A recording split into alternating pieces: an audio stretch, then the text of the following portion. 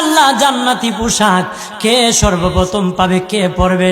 নবী বলেন, আয়েশা রে, জান্নাতি পোশাক সর্বপ্রথম আমি রাসূলুল্লাহ পাবো, কিন্তু আমি নবী সর্বপ্রথম পরব না।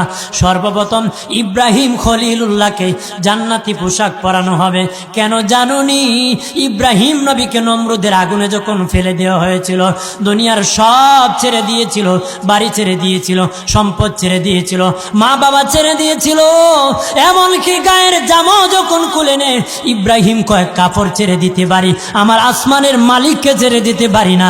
ওই দিন আল্লাহ ইব্রাহিমের সাথে অঙ্গীকার করেছিল, ইব্রাহিম আজকে তোমাকে সকলের সামনে উলঙ্গ করে লজ্জায় ফেলে দিয়েছি ইব্রাহিম, তারপরে তুমি আমাকে ছাড়ো নাই। আমি কিয়ামতের দিন সকলের সামনে মুসলমান, বেঈমান, কাফের, নাস্তিক যারা তোমাকে উলঙ্গ করেছিল তাদের সামনে আমি আল্লাহ আনুষ্ঠানিকভাবে তোমাকে কাপড় পরায়া দিব।